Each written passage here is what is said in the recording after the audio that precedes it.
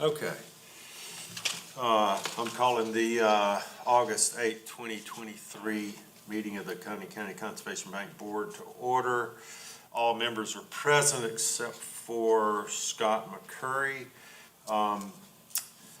Let's start with the approval of the minutes from May 2nd, 2023.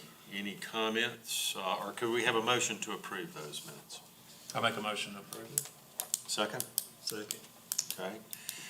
Any discussion about anything in the minutes? All in favor, say aye. Aye. Next on the agenda is the treasurer's report. Taylor? Sure, we'll start with the Community First Bank account for the period ending in April 30th, 2023. We had the month opening balance of $4,541. No deposits, no expenditures.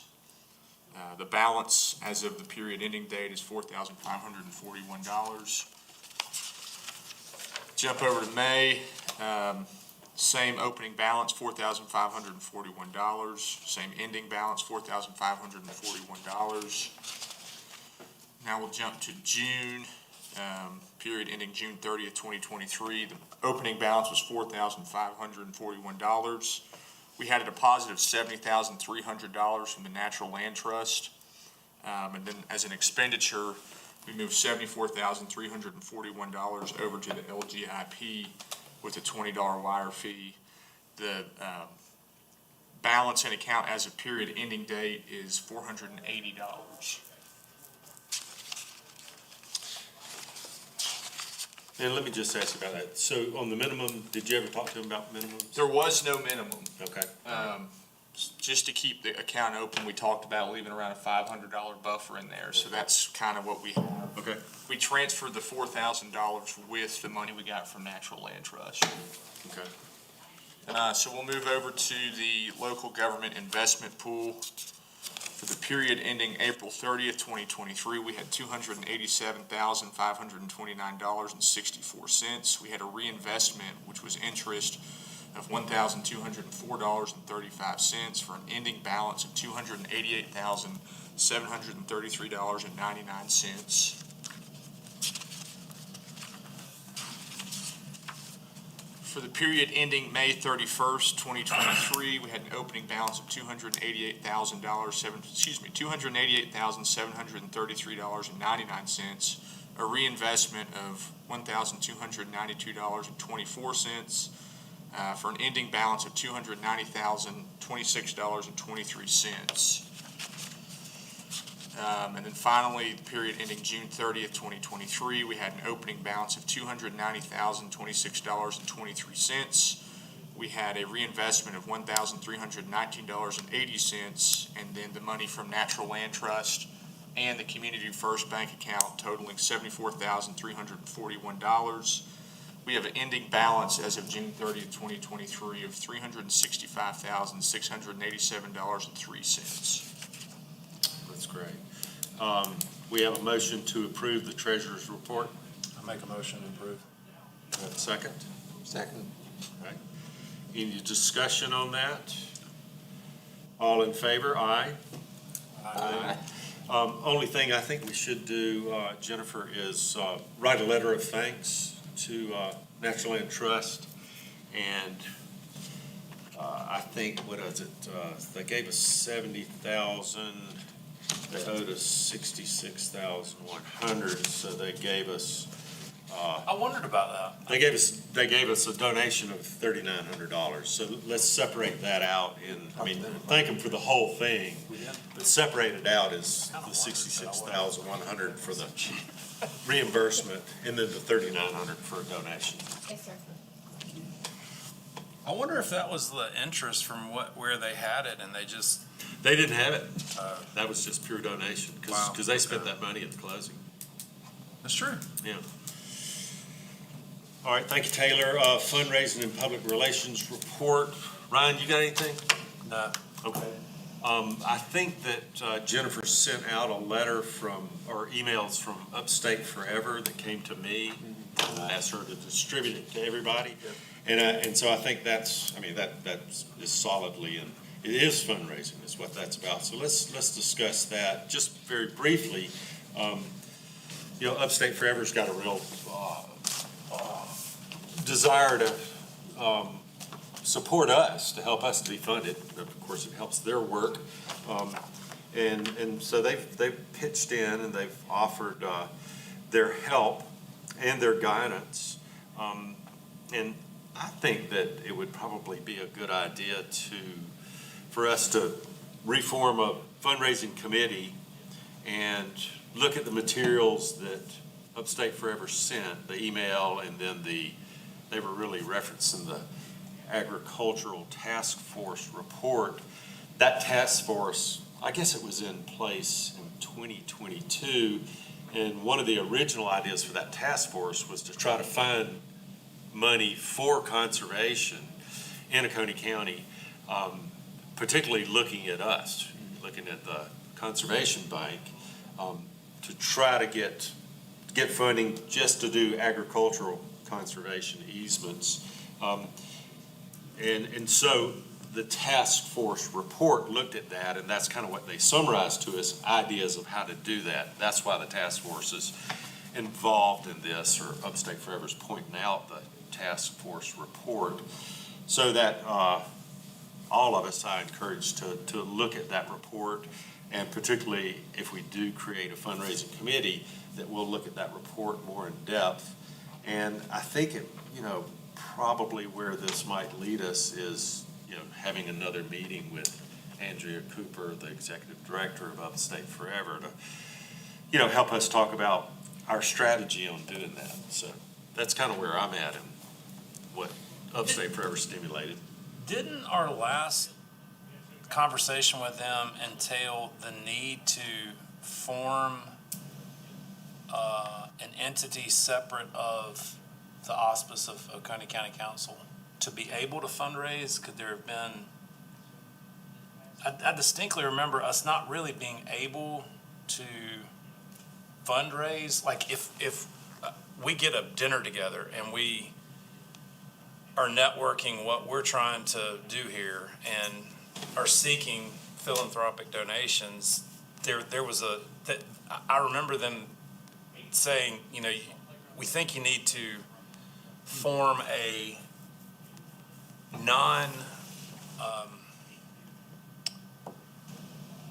I don't want to say non-binding, but it was not where they didn't have the control of it, because technically they control what we do. I mean, they approve it, they can. And my question that came to mind based on the letter we got last week was, due to the climate with Oconee Council right now, could they completely, if we request the relicensing money to keep us afloat, could they vote to disband us? I don't know. Who is they? Oconee County Council, a Oh, majority. okay. But that, I could say that for any council. I mean, but specifically this one is, they're conservative. so, but Duke Power has funded this before.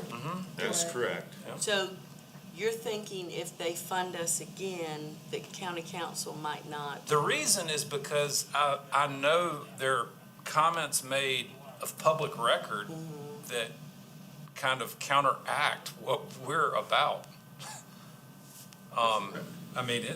So I'm just throwing this out there as a discussion, like, is it anything we should even think about, or am I off base, or? No, I think well, to your specific question of whether or not we have to form something differently to do this fundraising, and when you say that, you're talking about some kind of non-governmental entity that would be a totally independent, private fundraising entity. That's a whole big ball of wax right there. That would then make donations as their board, it's separate, where, Why is that any different than Duke making a donation? no, totally different. I'm talking about fundraising, not just taking Duke's money. And in fact, I think Duke's money would have to come to what we have here. I think I think so too. Yeah. I feel That like would they be would the point. earmark I'm it. talking about, and to be honest, I don't think even seeking a donation from Duke is a long-term sustainable, I think we need an endowment. I think we need north of probably $1.5 million. I don't think, and I'm talking about long-term. Yep. And we talked about this a couple of years ago, and in fact, we had some fundraising, who came into advise, I know we spoke with Debbie DeBose, but there was sort of I can see a conflict of interest with people donating to kind of a county council committee. Conflict of interest between whom?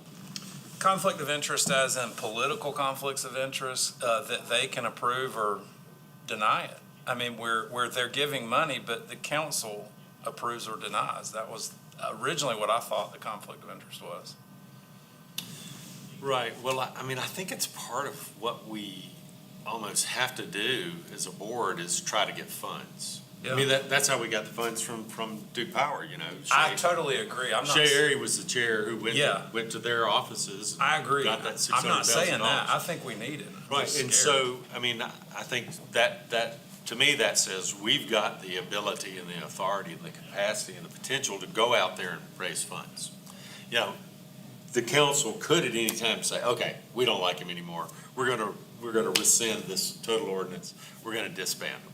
I mean, they could do that, but I don't think we have to or should govern ourselves according to that potential disbandment of us. You know, we need to do what we need to do, you know.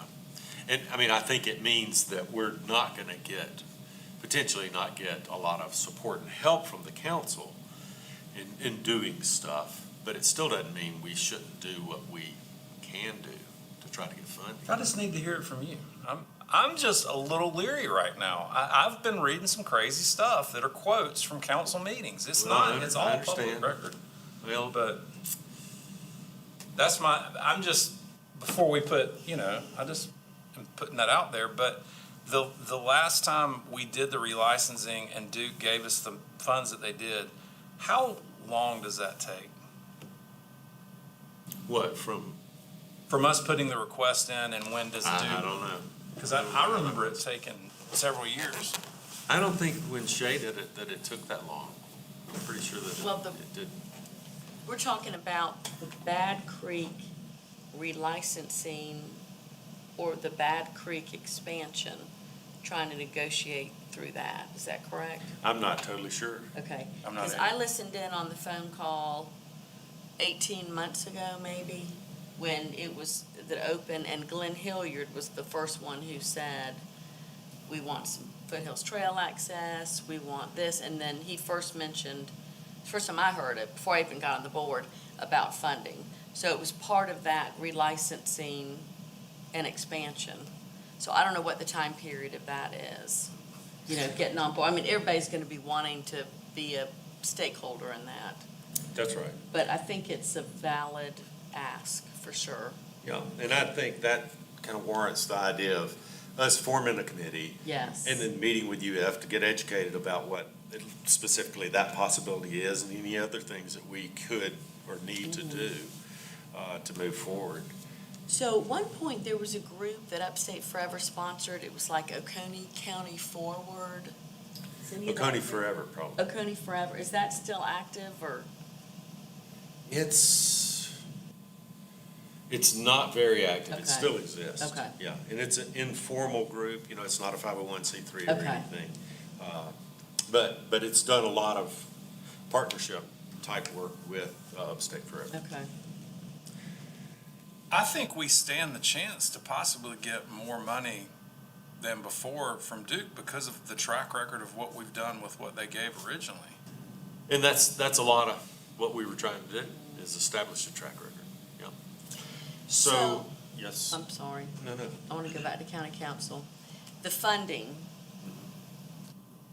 Greenville County took forever. First, they had the approval of the Historic and Conservation Board, then it took about a year to get the funding.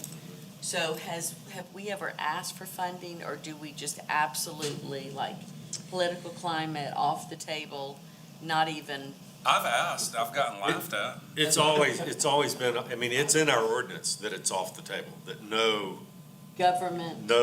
local tax money will be used Okay. for what we do. And that was a big sell for getting it established. Exactly. You know. I think our council views that as like a literal guillotine. Like if they ask for it, it's like whoosh. I mean, yeah, they going in. I mean, I asked early on when I joined this, and it was like, nope, we're not using public funds. Right. And of course, that's how Greenville did it. I mean, it's in their budget. Right, but it was a while, it was like 2 steps. Big campaign. I just think call me crazy, but the political climate, I mean, conservation is a hot topic right now that people. In a good way or are- a bad way? In a good way. People are behind, wherever you are in the spectrum. And it's Sure. just like so naive to think for the, to be like, oh yeah, well, whatever, we'll just keep our land and everybody will, keep our waterfalls. I mean, it's just, what's happening is insane. And Pickens County just passed that ordinance about Highway 11. Well, they're so far to the right, they're about to fall off, and look what they're doing, So I don't know. I'm naive, I guess. I just hear think- you, but Yeah, I'm just going off of what I Oh, see yeah. currently here. That's all. Help me understand, what is it specifically about conservation easements that is so controversial to some of the council members? Well, I think politically, the concept, and I've heard it here, is that it's taking away future rights from landowners. When you, as a private landowner, voluntarily strip your land of development rights, you're taking away those rights from the future. That's the basic principle. by choice. A lot of the native Oconee County people come from a long time Scotch-Irish mindset that outsiders are not very positive. Yeah. And I think the feeling I get when I'm talking to people about conservation easements, they feel like it's outsiders coming in, telling me what I can do, taking away some value, and I'm not planning on doing anything that wouldn't protect my property anyway. You're not gonna tell me what to do. So it's kind of just a, My land, my mindset. rights type mindset. yeah. And it's a little, in my mind, paradoxical, because this is a right that a landowner has to do. Yeah. And I I agree. always think it's a benefit of people in the future, Not to get And- down and a that- rabbit and that's hole, what but- that's what the landowner's seeing. Landowner's seeing that I want you in the future to be able to enjoy what I enjoy too. So in and of itself, I think, is a really bad miscommunication and total misunderstanding. And you can take what we're talking about and put it on a national level, and it happens on a lot of levels. It's not just this. Well, not to get down a rabbit hole, but if y'all read the Jocassee Journal, there was an excellent article about the book about the love of the land. What was the name of, did y'all read the Jocassee Journal? I don't. I'll send it to y'all. Okay. Just, and it was very much about the perspective of the residents versus the, I guess, natives, and how they value land as an extension of who they are, and, it's really, really well done. Okay, that'd be great. So I'll just go ahead and make a motion that we establish a fundraising committee. Do we have a second on that motion? I'll second that. Okay. Who wants to be on? That's my discussion part. Okay. I'll be on it. We can have a maximum of 3. I'll be on it. Okay, You've all right, got great. more experience than I do. Well, yeah, I've raised so much. I bring a lot to the table. Okay, all right. Any other discussion? And we'll set our own times to meet and that sort of thing, and come back for the September 5th meeting with a report, and our intent will be to probably meet with UF and talk to them. You've been on the board of UF, right? Okay, great. 4 years. Okay. This is just not really discussion, just a comment. It seems to me, at least in my experience, a lot of fundraising is just about visibility. Right. And I don't know if that's part of a fundraising committee somehow improving our visibility. There's people in Oconee County who would love this mission, who have no idea we exist. Amen. Good point. You know. You're right about that. And I don't know creative ways of getting our name out there, but that may be a good component of fundraising. And is it also part of it, the PR part, getting out, like what we do to the landowners? Or does that fall to like the Soil and Water Conservation Group and Upstate Forever Group? To try to, because we're not out there going to the landowners, come save your land. That's their, That's correct. okay. But they are very. But that's, I want to talk about that a little bit later in the agenda. So all in favor of that motion? Aye? Aye. Okay, very good. Grant status, Scotty, anything from you on that? There's no changes in the grant status. Okay, hadn't heard anything from Ryan either. 6, discussion items, ethics training. I don't know if you saw in the paper, and David Root had mentioned to some of us that he's creating a presentation that will go to all the commissions and boards generally about ethics. He did solicit from members or to the members of the different commissions and boards, if you got any questions, send them to me. And he'll consider and potentially put that in his ethics training presentation that he creates. And I think this is going to be, it's going to be a web-based, not a live web-based training, but a presentation he's going to create that everybody can have access to in our discussion with him. I don't believe they're going to say it's required that you have to do this. It's recommended that you do this. So I think that's a good idea that we all do that once it comes out. But I also want to reiterate, if you do have questions of an ethical nature, please either send them to me and I'll send them to David, and that may work best if you do that, if you don't have David's contact information. And What questions would we? well, one that's in my mind is whether or not we should, as board members, because we always are board members wherever we are of the Conservation Bank, should go to people we know, private landowners, and say, hey, you need to think about calling up Upstate Forever and, seeing about getting a conservation easement on this. Can we go out there and almost solicit engagement by private landowners in this? Whether that's a conflict of interest or something we shouldn't be doing. So there's one right there. That's a good question. Yeah, and I think we had discussed that, Taylor. Yeah. And, I would assume if you do solicit and it does come back as a proposal, then you have to. They have to recuse. Yeah, you just verbally, and that may be that may be the answer from David, but I think that's a good one for him. that's a very good question, though. And I don't think your question that you brought up of whether, it's not really an ethical question, but that idea of can we fundraise or not, or should we, that's more of a political question than an ethical question, I think is how it really kind of settled out. So there's that. And Jennifer said, I think you talked to David, that it's still a little ways away before that presentation will be created. Okay, all right. So next on there is a discussion of our policies 3 and 5, and I'm going to turn it over to Gordon to that's what he gets for being so good at this. Yeah, no kidding. To lead us through this. Okay, so we started out with, I'm going to say, draft policies or existing policies, That's right. and went through a process where we had a subcommittee review them with an eye to can we improve the way that they present the policy.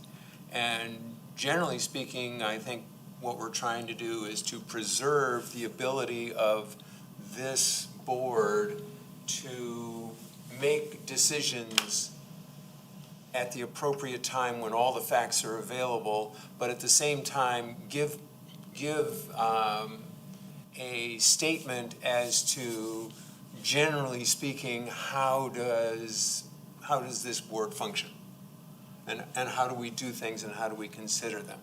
So, when you read through the kind of changes that we made in the policy, instead of saying that it governs what we do, we say it outlines what we do. And the procedures that we customarily use rather than These are the procedures that we use. So those are the kind of changes that went into specifically grant procedures policy number 3. And I think at the end of the day, we haven't changed the meaning of the policy, but we've changed more the way that we are presenting it. And again, to preserve the ability of this board to look at all of the facts when they are, when they are ripe, and make a decision, but at the same time have guidance, if you will, as to this is how we're gonna, this is the kind of directionally that we're gonna go. So I didn't think we made any real substantive changes to the policy in terms of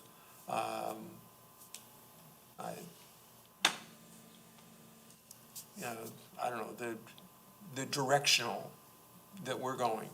But it was this kind of, I'll say, wordsmithing that we did. So, I mean, you've got the policy number 3, and if it's on the screen in front of you, you can see it, and the changes are, it's done in track change mode so that you can actually, see what's added and what's been deleted and that kind of thing. May I add just a little bit to that, Gordon? Yeah. So, yeah, these are existing policies, and we'll do 2 things with each one of these today. We're gonna rescind the existing policy and then enact the new policies. And so some of, well, I just wanted to mention that, and some of it too, David in his review of our policies, what we're actually seeing is very cut down from what originally, or what exists right now. And David kind of saw us as sort of overreaching our ordinance authority. Anyhow, that's it. Yeah. And further on that comment, the process that we use is that our 3-member committee did a first cut, and then we sat down with David Root and went through them with him, our proposed changes and additional changes that he thought might be appropriate. So we have gone, through that complete process now to get to what you see on the screen in front of you. So, I'm thankful for people like you to be on committees like this. Sounds good. and again, we're just, I'm gonna say cleaning it up, shall becomes may and will becomes may and that kind of thing. Are these screens touch screen? Okay, because it moves a little bit, but I can't get it to You need it She can closer? move it. no. I was just like, am I supposed to be moving it and looking No, at it? Because I I'm see moving one. it over here. Okay. Yeah. I thought I was. I was like, I'm moving. whoa, that's a delay. Okay. It makes more sense. And I think you may have touched on this, Gordon, but what we're looking at, David Root has gone over and, I don't want to say endorses, but kind of gave the green light on it. Is that correct? Yeah, I think we have incorporated all of his comments. So, anything that he felt should be incorporated, we have in fact incorporated. Or taken out, in some cases, I guess. Yeah, and so if we do approve these, what'll become the policy is, of course, a cleaned up version of what you're seeing. Right. So, as we skim through, policy 3, does anybody see any, thing of concern or of note? Or if you reviewed it at home?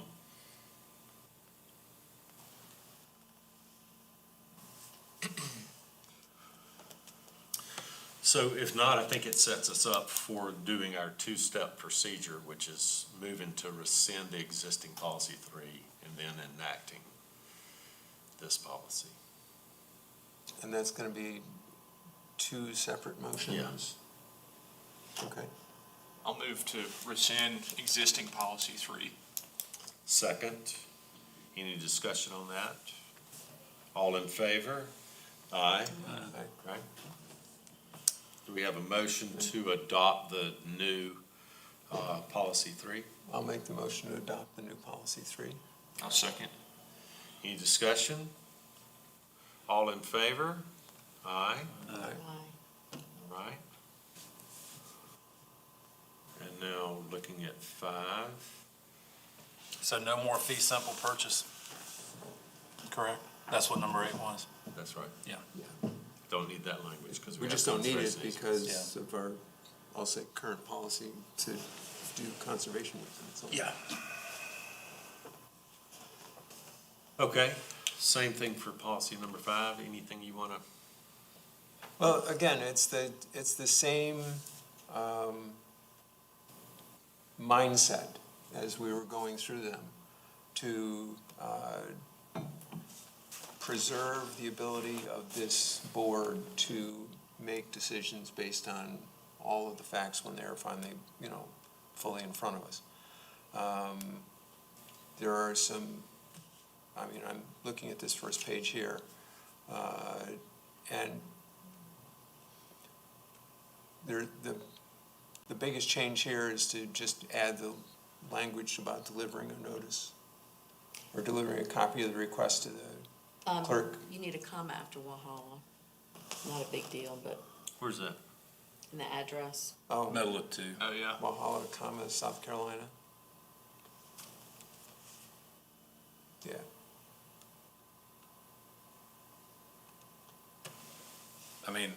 I'm assuming you don't need the zip code. It's not like a mailing, it's a mailing address, but, Well, this is for This is delivery in person, okay. so it's not a mailing address. Yep.